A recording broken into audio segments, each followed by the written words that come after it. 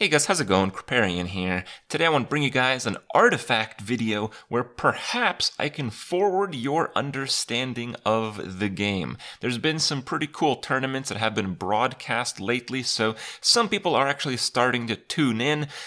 Shortly enough, I'll be playing Artifact. I'll actually be able to show you content while I'm playing the game, but right now there is an NDA on doing that. However, most or maybe even all of the cards have been released. They're on different websites. So today what I can do to forward your knowledge of the game is give you my list of the best heroes in Artifact. And through this video, you should have immediately a good understanding of what it takes to build a deck. Now, there's a few different factors at play before we get into the actual heroes. First is, Artifact will be an intimidating game to learn. You might see this video, you might see other videos, you might feel overwhelmed at the amount of information that you're seeing before you.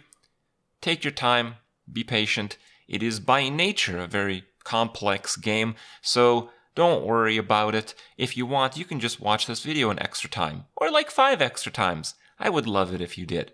Now, back to the matter at hand.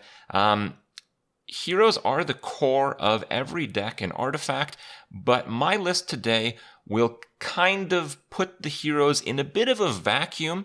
So even though I feel these are generally the best heroes, it doesn't mean the other heroes cannot be the best ones in the given deck that you're trying to make.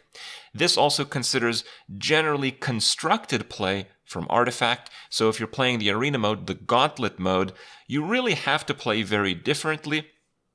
And you have to be a lot more opportunistic about the heroes that are presented before you because you can't exactly get the heroes that you want every time. So with that in mind, we can get started here. The main thing when considering if a hero has good stats or not is if it can kill melee creep. Melee creep is like the minions, the creatures that creep, that spawns automatically in the different lanes in Artifact. So these are just things that throughout the game you're going to have to deal with, and particularly at the start of the game when your heroes have no modifications, they don't have any weapons on, you don't have enough mana to actually cast spells. It is a large advantage for your heroes to be able to not just beat this stat line. They need to destroy this stat line. So any hero with 2 armor is essentially never going to take damage from the baseline of creep. So armor is very good. Any hero that can do 4 damage or more will one-shot the base creeps. So if you do 4 damage or more, it's a very good thing for a hero. So those are the main considerations. The other consideration is that heroes, they bring into battle a card with them in your deck. So let's take a look at the first hero I'm going to mention. We're going to fast forward a little bit. My favorite hero, certainly one of the best red heroes, is Axe. So we can see Axe here real quick. Axe is a very heavy hero. He has 7 attack, easily killing any melee creep. He has 2 armor, so he's never going to take damage from melee creep unless they get buffed or something like that. And he has lots of health if there is, some pesky spells or some kind of buffs headed his way. If you put Axe in your deck, you automatically must include 3 copies of his signature card. His signature card is Berserker's Call. Berserker's Call is a 6 cost. Keep in mind, though, on the first turn in Artifact, you have 3 mana. So turn 1, 3, turn 2, 4, turn 3, 5, turn 4 is when you can play Berserker's Call. So it's kind of like a 4-drop, as you may. So it's not that late in the game, and you choose an allied red hero and it battles the enemy neighbors. So the 3 things immediately in front and immediately adjacent. It just battles all 3. It's like a triple duel, considering that red heroes are generally very strong and have armor. So the 2 armor will absorb 2 damage from each of the 3 things that he's attacking. It's actually a very good hero card. But with this in mind, we have to understand that even though a hero card might be very good, the hero signature spell that you must use in your deck when you include that hero might not be so good. So overall, the hero might be average. Or the opposite might be the case. You might have a very poorly statted hero with an extremely powerful signature spell. And in that case, again, that hero might actually be a lot better than it looks. So it is kind of like weighing in two cards, and that's how I will evaluate these heroes, with some small bonus points for synergy with the given class. Another aspect I want to talk about is general deck building in Artifact. So if you have a card in your hand, all the cards are going to have colors except for items and stuff. So you need to match the color of the spell that you want to use with a lane that actually has a hero of that color. If you have, let's say, a red hero in a lane and no other heroes of that lane, but in your hand you have cards of all four colors, you can only play the red cards that you have enough mana for. So what typically happens throughout gameplay is when you have a deck that is spread too thin across too many colors, your opponent will target down the same heroes to try to lock you from playing a large amount of your hand. I'll give you guys an example. So if you are playing, let's say, an innocent enough two-color deck, which is what I recommend you start with.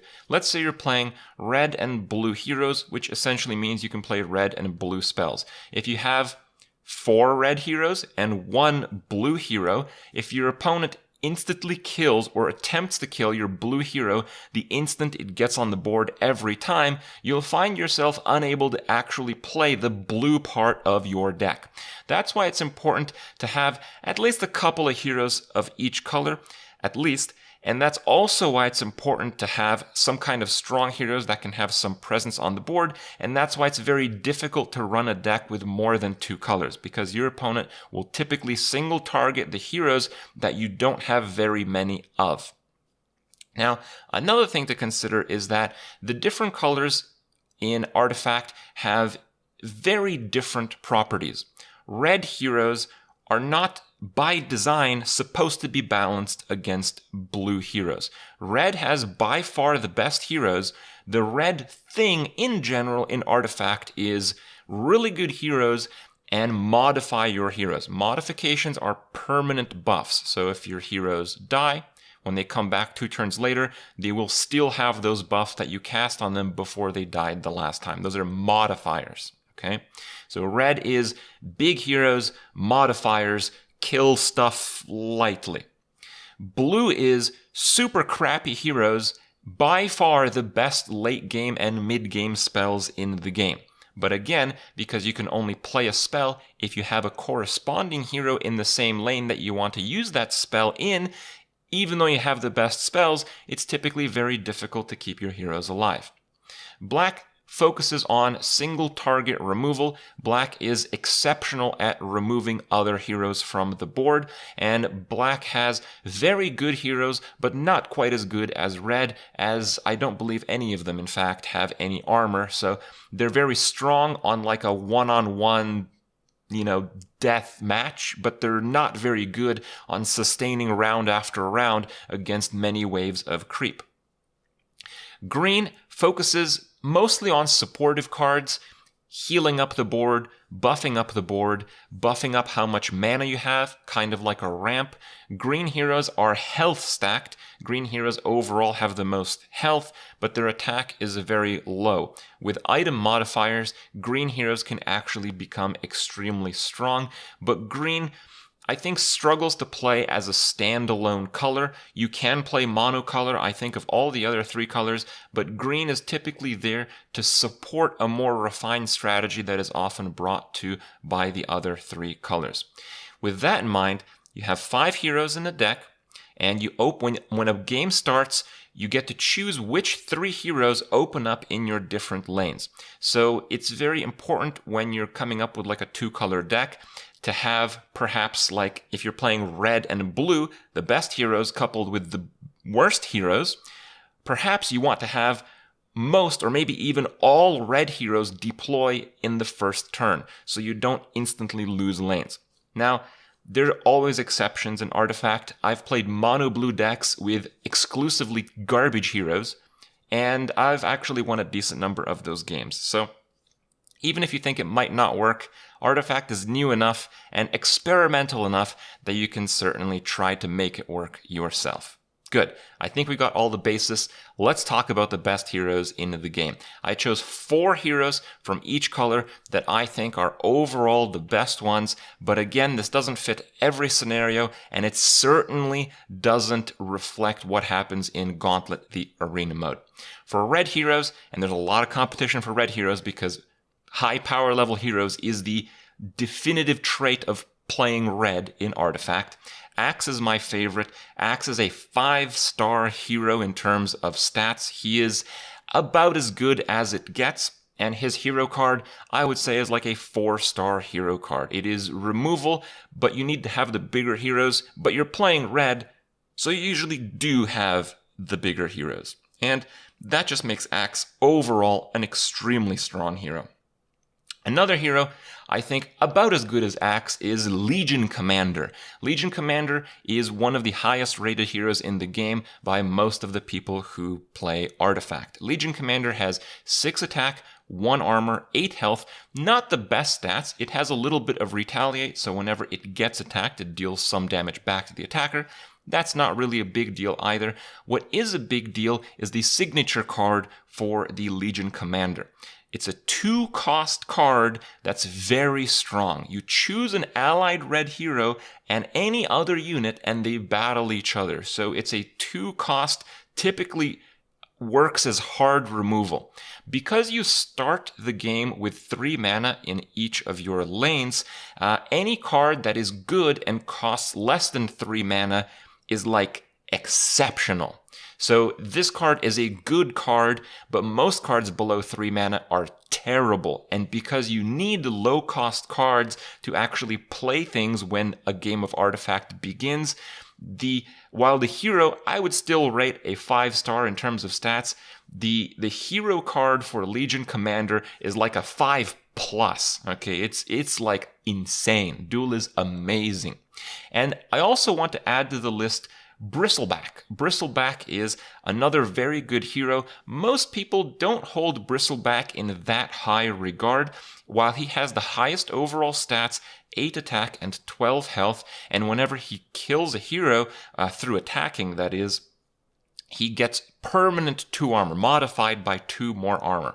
So the hero card is certainly a 5 stars, but his signature spell is more of like a 1 to 2 star card. His signature spell is really crappy, but you can still typically find some use out of it. The reason why I think Bristleback is a notably powerful red hero is because he synergizes very well with the other really powerful red heroes, and he is very much in line with what red does. You play big heroes and you snowball them out of control. Bristleback is the ultimate new player hero because if you're playing against an experienced player and you win the dice roll of the deployment phase in the first round and he one-shots an enemy hero and gets the armor modifier, things snowball so hard from that point. Bristleback becomes just completely unstoppable right away to a point where your opponent will often just concede the lane that Bristleback is in.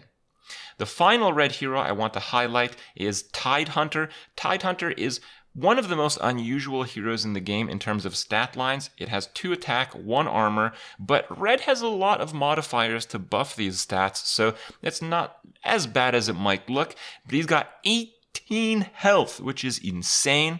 His signature card is a good card, but once again, it's a good card that costs less than 3 mana, so we are reaching exceptional territory. Tidehunter, I would say, is a 4-star hero card, and I would say maybe like a 4.5-star signature card that goes alongside him, but it's really the ability to stun everything in front of him and 50% chance everything else on the lane. This is an ability that you can use every few turns, and stun is kind of like the ultimate in Artifact.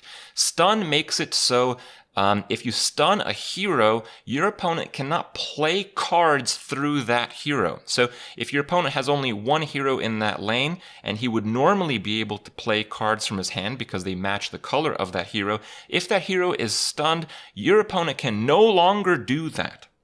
That's super important. Not only that, when something is stunned, it does not attack back. So Tidehunter and whoever else beside him, they just do free damage essentially. Because of the mechanic of heroes coming back after they die 2 turns later, the ability to stun a hero and just basically remove it for that turn is often about as good, sometimes even better than actually killing the hero. Stun is really the ultimate ability, okay? So he gets stuns every few turns just through his activated ability. So Tidehunter, very nice. Blue heroes, please consider that blue heroes typically have the worst stats by far, and as a result, I would probably rate the best blue hero the one exception to that, Kana. Kana is a very high health blue hero. It is actually one of, if not the only blue hero that doesn't get one-shotted by most of the red heroes before modifications, of course. Her hero card summons a Hound of War for every damaged unit, so you basically get to like super swarm if you're already swarming, and her passive ability that only drops creep into her lane from the other lanes is deceptively good. Kana is a 5-star hero with at least a 4-star signature card. The reason why spawning all the melee creep in her lane and not sharing it with the other lanes is good is because the nature of blue in Artifact is to play a hell of a lot of board clears. So what typically happens is you just go really ham in her lane with playing dudes, and you use your board clears well in the other lanes. It just naturally works by playing with what's available. Ogre Magi is another top card for me. I would say the hero card is 5-star and the signature card is on the 3-star level. Ignite can be very good, but the stats on Ogre Magi for a blue hero are acceptably high. What makes Ogre Magi really powerful is his passive ability. 25% chance when you use a blue spell, you get a copy of that back to your hand. This makes infinite combos, card draw, a lot of the things that makes blue what it is, a lot stronger. And that's exactly why you use Ogre Magi. He just synergizes with what blue does exceptionally well. Another one on my top 4 list here, I have Luna. Luna is considered by some one of the best heroes in the whole game. She again has exceptional stats for blue heroes. 8 health is a lot. It actually survives the carnage of some of the red heroes. And her signature spell is Eclipse, which does 3 piercing damage and recasts itself for basically every turn that Luna was in play. So it's a late game extreme removal card. And again, that is what blue does. Even though she has 3 damage, when combat starts, she pings something for 1. So often enough, it will work out and she will be able to manage creep. And again, that is not something that blue heroes typically do. So it is quite a big deal for her. The 4th and final blue hero that I think makes the top list is Zeus. Zeus, again, is a pretty well-statted blue hero at 3 and 7. His passive is when you play a blue spell, he does piercing damage to the guy in front of him and the 2 immediately adjacent. So even though he does 3 damage, if you're playing a blue spell in his lane every turn, he essentially has 4 attack, which meets that threshold of dealing with melee creep, which is very good. And his signature card, Thunder God's Wrath, is also very strong. It's just going to do a lot of work a lot of the time.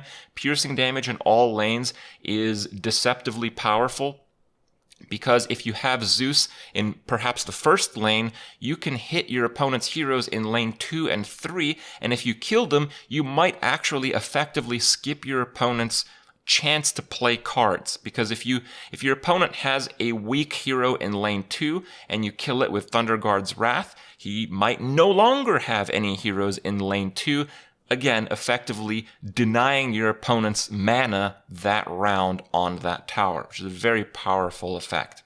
Zeus is, for a blue hero, it's like, it's like a 4-star stats, Really, if you compare it against all other heroes, he's kind of like a 1-star in terms of the hero stats, but you can't really do that because all blue heroes are terrible. And his signature card is at the very least a 4-star card. For black heroes, again, black heroes are typically excelling at killing other heroes. Bounty Hunter makes my list 7/7, but he gets randomly higher attack. 50% of the time he's going to be an 11 attack hero, which is a hell of a lot, by the way. For black, at the very least, 4 stars on the hero stats. And his signature card is Track, which gives a hero plus 10 bounty. So the gold mechanic in Artifact, when you kill a hero, you get 5 gold. If you play Track, you make it 15 gold until that hero dies. Because black has cards like, the ones that for 3 double your gold, a lot of gold decks end up being made from black. And he synergizes extremely well with that. Track is at the very least a 4-star signature card, which makes Bounty Hunter extremely good for that play style.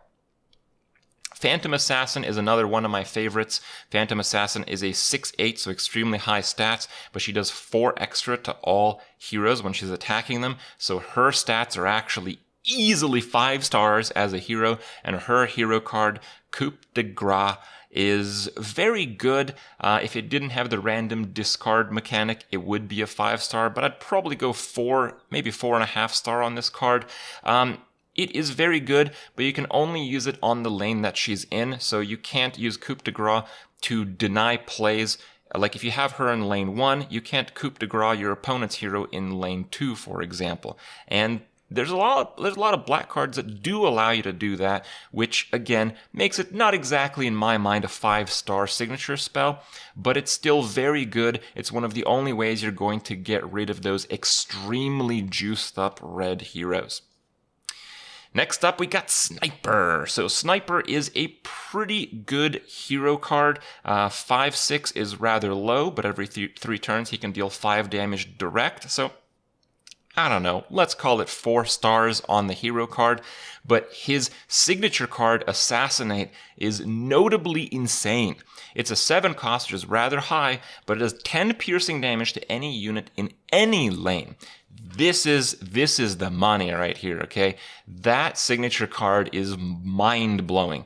What you typically do is you have Sniper in lane 1 or lane 2, and you assassinate a hero in one of the next lanes, thus denying your opponent's ability to play cards and use mana of that future lane. That ability is just the ability to do that is just so powerful in Artifact. Assassinate is easily 5 stars, boys.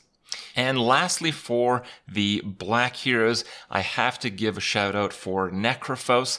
I would think the other 3 black heroes are actually notably stronger than Necrophos, but still, someone's got to come forth, and I think it's him. Necrophos stats 5/6, rather weak. It's kind of like 3 stars in terms of black heroes, but he has a very strong passive where his health goes up permanently. It's a modify effect by 1 when an adjacent neighbor dies. So you're looking at anything in front of him or anything immediately to the sides. If any of that dies, it can be a creep, it can be a hero. He gets 1 health permanently. And black plays a lot of kill cards, so actually he can get very beefy. His signature card, Heartstopper Aura, is very good. You modify a black hero would deal 2 piercing damage to the front and the sides before the action phase. So this allows you to actually deny your opponent playing cards. It actually fuels his passive to gain health constantly. So it's kind of like a win more card, and color black often enough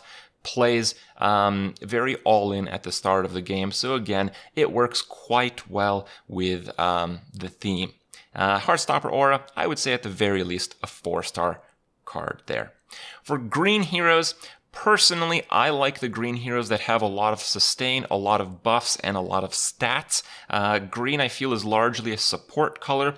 One of the most famous green heroes is Drow Ranger. 4/7 doesn't go very far, but the passive to buff every other card on your side by 1 attack while Drow Ranger is in play is crazy. This is a 5-star hero card without any doubt, and Gust is quite strong. Silencing enemy heroes this round basically stops your opponent from playing cards that turn. For 4 mana, that can be very good, especially because green is a support color. If you're playing like green-blue and you're hoping to like combo your opponent on the next turn, this will often just give you that next turn. It's a very good hero card. I would say the signature spell is at least 4 stars. Enchantress makes my list for top 4. I learned the power of this card through watching some of the tournaments lately. 4/8, pretty strong stats, but her ability to naturally regenerate constantly and her allies on her side. Like healing every turn, healing. She just snowballs really hard, and her signature card to give 1 armor to all allies, but this can be played in a different lane. So you can use this if another lane is struggling, or you can use it in her lane, which makes her heal even more powerful. She's kind of a hero that gradually snowballs the lane that you play her in, and that goes very well with green being the support color. Enchantress gets at the very least 4.5 stars for a hero card, and at least 4 stars for the signature card. Next up, I have Omni Knight. I haven't seen too many other people play Omni Knight, but I've played it, and I love Omni Knight. Omni Knight has extremely high stats. This is a green hero after all, but 5 is enough to hold his own in terms of attack. He has 5/12, and every few turns he can heal something on his lane for 3s, which is actually pretty good. It will usually save a card and allow you to snowball even further. And his signature card, modify a green hero with allies have +2 regeneration. Once again, we know how powerful that can be from Enchantress. It typically ends up in whoever this is cast on able to snowball their lane and kind of accumulate a powerful but fairly gradual advantage. Another card I want to highlight is Trent Protector. Trent Protector is a 4/10, and he gives armor to his allies. So Trent Protector alone might be a little bit weak, but giving armor to your allies is often very important. I feel it's like a 4-star hero, and I think the Roseleaf Druid, 2/6 for 4, giving some kind of ramp. It's kind of like maybe a 3.5, maybe a 4-star signature card. Not very high ratings, but Trent Protector excels in supporting your other color. It's a very powerful card. It's very common to use green with blue. Green to kind of just sustain, keep you in the game, while with blue you just need to get to a certain amount of mana to win the game. They just work very well together, and Trent Protector is exceptional in that synergy. So that's it, guys. Those are the best heroes in Artifact, according to Crip at least. I hope you guys have enjoyed this video. I hope you've learned something, and I'll see you guys in the next one.